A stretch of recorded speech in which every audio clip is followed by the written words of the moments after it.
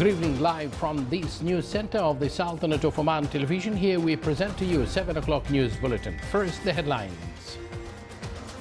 The Council of Ministers approves to establish a national recruitment center. The Sultanate is expected to achieve the fastest economic growth among the GCC countries during the current year.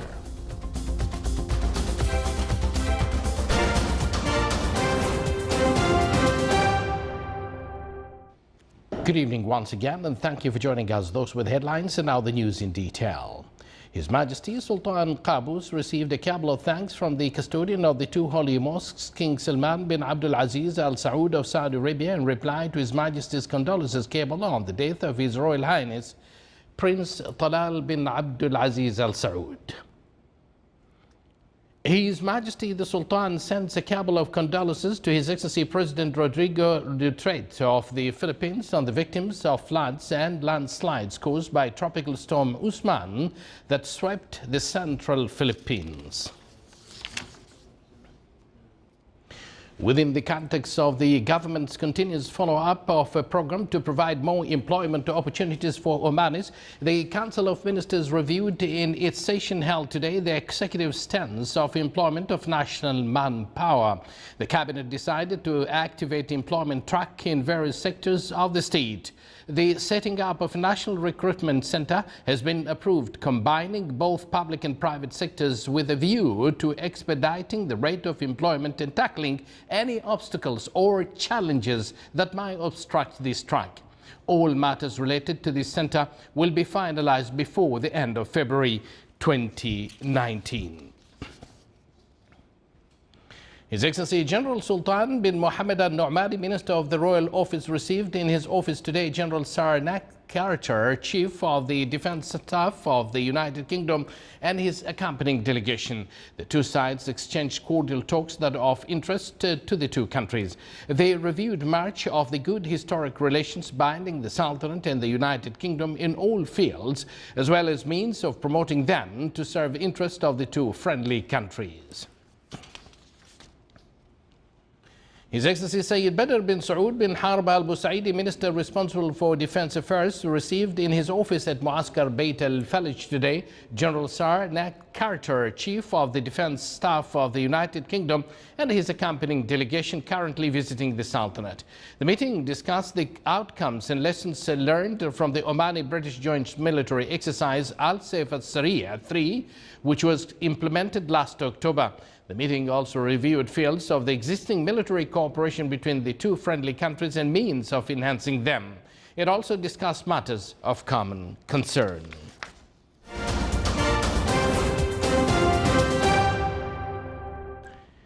The Committee of Shura Council reviewed the study conducted by Youth and Human Resources Development Committee of the Council related to the situation of job seekers. The meeting discussed the committee's analysis and follow-up for the employment of national manpower that aim to shed light on the challenges facing applicable policies to achieve Omanization's percentages.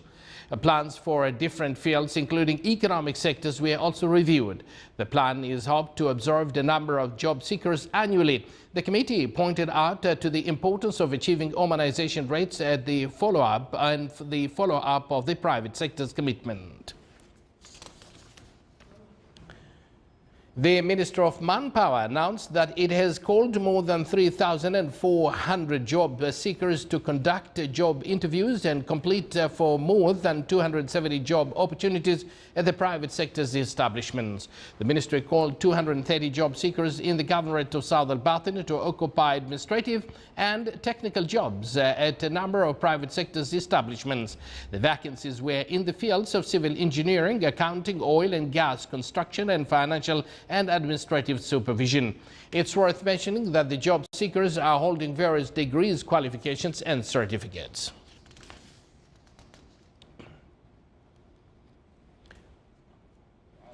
A number of job seekers competed to occupy administrative and technical jobs at private sector establishments in the Governorate of Dakhiliya.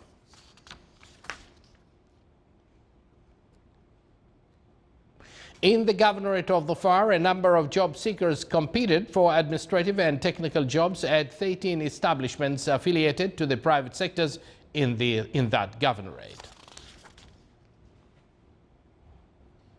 Oman telecommunication company Omantel continues its program to qualify a number of Omani job seekers, including those who have hearing impairment, to train them on the maintenance of smartphones. Upon completion of the training program, the participants will get an accredited certificates from the Minister of Manpower, which authorize them to start their own projects. Minhati is an initiative adopted by Omantel and is meant for training male and female Omani youth from various governorates of the Sultanate on the maintenance of smartphones. The initiative this year will train 20 male and female job seekers. The initiative aims to provide the participants with the skills needed to set up their own projects. The training program will last for a month and include both theoretical and practical aspects. It will enable the Omani youth to deal with various types of smartphones and fix them. Oil market expectations pointed out to the continuation of oil price fluctuations, which led to the estimated oil price of $58 per barrel as the basis for the state's budget from 2019. The general expenditure is estimated to reach around 12.9 billion Omani Riyals. A statement was issued by the Minister of Finance in coordination with the Secretariat General of the Supreme Council for Planning after the issuing of the Royal Decree approving the state's general budget for the fiscal year 2019. It stressed the continuation of rationalizing the current expenditure and enhancing the non-oil revenues. Meanwhile, International Monetary Fund expects that the Sultanate will record the fastest growth rate among Gulf Cooperation Council countries during this year. This comes as a result of many factors, including the increase in the hydrocarbon sector and the rise in Khazan gas field production and continuous improvement in the gross domestic product growth. The inflation rate is expected to be around 2 to 3%. Despite improvement being witnessed by the oil markets in 2018, the fluctuations in these markets poses a challenge for the state's general budget. The deficit in 2019 budget is estimated to be 2.8 billion Riyals, and it took a number of measures to address it that aim to achieve financial sustainability. The estimated deficit this year is lower than in the previous year. This is attributed to the government's initiative to achieve economic diversification through focusing and investing in some important sectors. The tourism sector witnessed the completion of some touristic establishments and the start of the implementation of Al-Urfan City and Port Sultan Qaboos seafront project. In the manufacturing industry, Liwa plastic products, steel and pharmaceutical industries projects were implemented in the field of logistics sector, Khazayan Economic City project and the expansion project of Port Salala. The fisheries wealth sector witnessed the start of some marine aquaculture projects and the establishments of main centers for collection of fish products. In the field of mining, copper production and ceramic projects were established in 2018. You're watching the Sultanate of Oman television, and yet to come in our news bulletin. Khawla Hospital performs the first arthroscopic hip joint surgery at the level of the Minister of Health institution.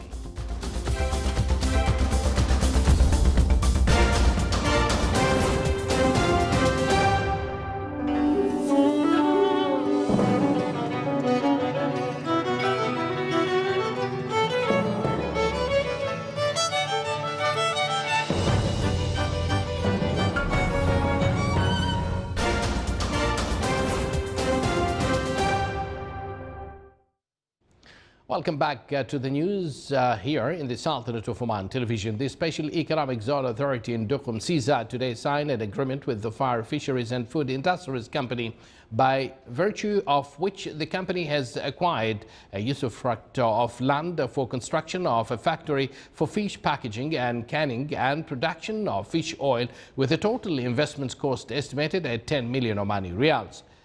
Pursuant to the said agreement, CESA had allocated a plot of land with a total area around 41 square meter at the Fisheries Industries Zone in Duqm, particularly for this project. The project came as part of the efforts exerted by the authority to attract specific business and high-quality projects that provide additional resources and advantages to the Special Economic Zone in Duqm and contributes at the same time to better utilization of the fishery resources abundantly available in Duqm. The agreement was signed on behalf of CESA by His Excellency Yahya bin Saeed Al Jabri, Chairman of the CESA Board of Directors.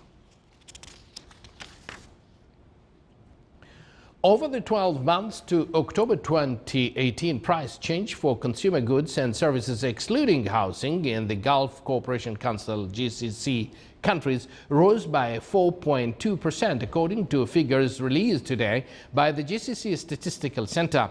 The biggest increases were registered for tobacco 10.2%, transport 9.1%, restaurants and hotels by 6.5%, food 4.2%, recreational 3.2%, furnishings 3.1%, health 2.6%, education 2%, communication 1.6%, miscellaneous 0.8%, and clothing and footwear 0.7%. In terms of contributions to the 4.2% annually increase, transport rebuted 1.5%, food 1.1%, restaurant and hotels 0.5%, furnishing 0.3%, education 0.2%, tobacco, health, communication, recreation and miscellaneous 0.1 each percent. Khawla Hospital, represented by Orthopedic Department, performed recently the first arthroscopic hip joint surgery at the level of the Ministry of Health institutions for a patient admitted at the hospital. Dr. Suwailim Al-Ghannami, joint surgery and sports injuries consultant at Khawla Hospital, said this procedure has been performed for a patient who has a sport injury in the hip joint. All non-operative measures have been taken for the patient but was not enough for healing. Dr. Al-Ghannami added that this arthroscopic was provided for such procedures and a specialized team in the hospital was trained. This operation lasted for 4 hours and the patient left the hospital in the next day.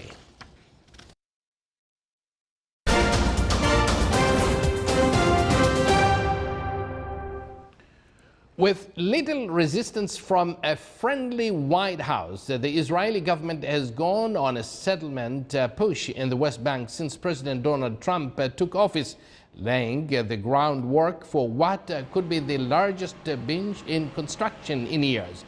According to data gathered from official government sources by the anti-settlement monitoring group Peace Now, shows an increase in building this year and a sharp spike in planning for future construction. This trend, highlighted last week when an Israeli committee approved plans to build thousands of new settlement homes, has only deepened Palestinian mistrust of the Trump administration, as it says it is preparing to roll out a Middle East peace plan. During President Barack Obama's last year in office, settlements activity was relatively restrained, reflecting his opposition to settlements. But after Trump took office in early 2017, the sentiment changed dramatically. Hundreds of thousands of women in southern India created a women's wall stretching more than 600 kilometers across national highways yesterday, pledging to fight gender discrimination. The human chain was organized in Kerala state against conservative protesters blocking the entry of women of menstruating age to the Sabarimala temple, one of the world's largest Hindu pilgrimage sites. in defiance of a recent ruling from India's top court. Since the state court ruling in 1991, the centuries-old temple has barred women and girls aged 10 to 50 from entering. India's Supreme Court lifted the ban in September, holding that equality is supreme irrespective of age and gender. Up to 50 million devotees visit the Sabarimala temple every year.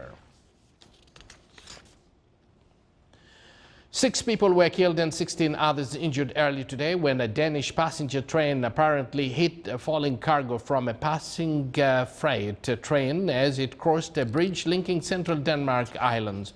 The rail operator, Danish Railways, said that the victims were passengers on a train going from the city of Odense on the central Danish islands of Fyn to Copenhagen when the accident took place. The accident took place on a road and rail bridge, part of the Storebælt system of bridges and a tunnel linking the Danish islands of Zealand and Funen.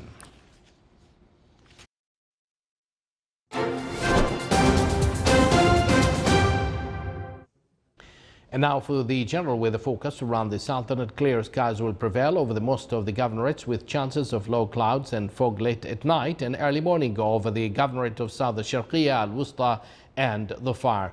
Winds will be northeasterly, easterly light to moderate. Seas will be slight with a maximum wave height of 1 meter. More details on your screen.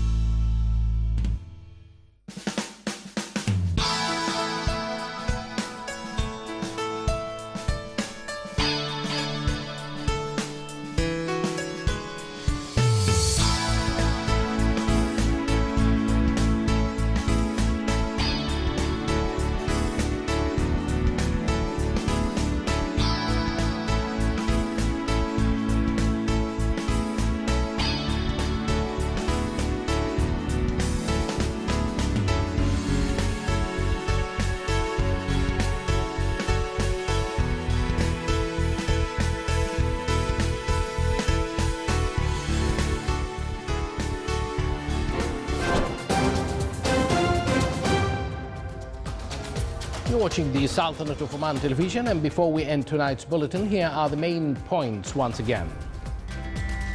The Council of Ministers approves to establish a national recruitment center.